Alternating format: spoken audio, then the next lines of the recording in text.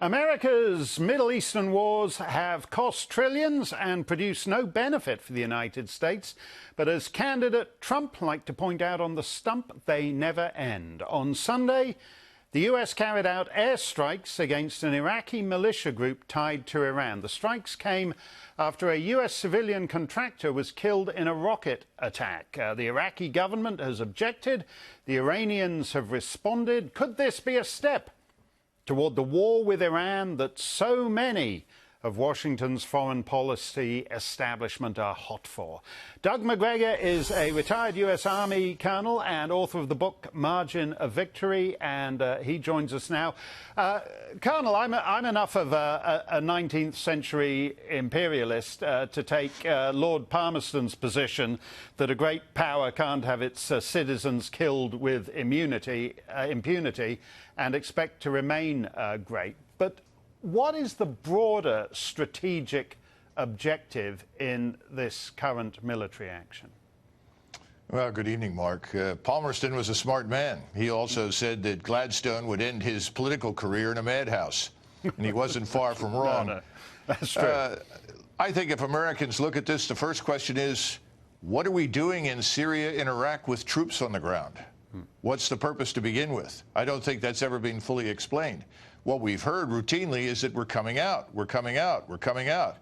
Each time the president seems to be subverted and we end up with a few more troops left. I think that's what's happened here, and it may help explain what was done on Sunday. This contractor was killed in this rocket attack in the vicinity of a place called Kirkuk. Right. Now, if you look at the 5 targets, 3 inside Iraq and 2 in Syria, these targets are 250 miles, 300 miles away from Kirkuk. So we're not striking anything in the vicinity of where this event happened. Secondly, all of these targets, yes, they're part of what we call the PMF, the Popular Mobilized Force. They are Iranian trained, they are Shiite militias, and they have been killing ISIS. Right. And al-Nusra and al-Qaeda. Right. And they have actually liberated and protected Christians from our friends in ISIS. Now, ISIS is largely gone, but they're still digging them out in lower Syria. Well, for some reason, we chose to strike all of these targets instead of looking for something in the vicinity of Kirkuk. So it seems that your essential suspicion is probably accurate. Well, this looks like an attempt to drag us into something. Well, let me just ask you about that, because you basically said that these guys were fighting ISIS. Yes. The last time any of us took any attention to them. So they were the enemy of our enemy, but it turns out that they're now also our enemy. Are we just tourists in the heart of darkness,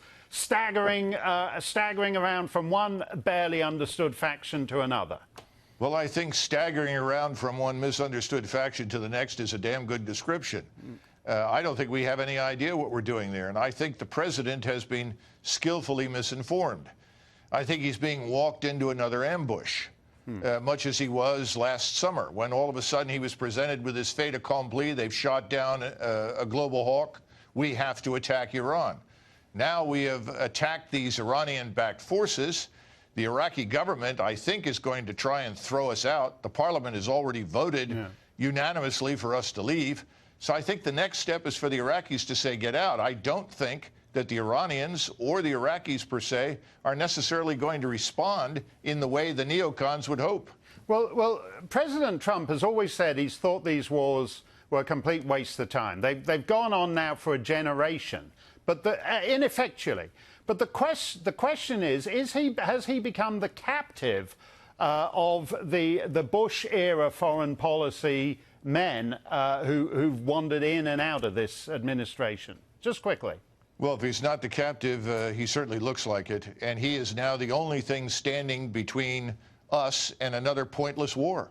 He's the one who can say no, and he does. But he needs to understand that's not enough. He's got to move the people around him who are part of the problem out. Thank you for that, Colonel.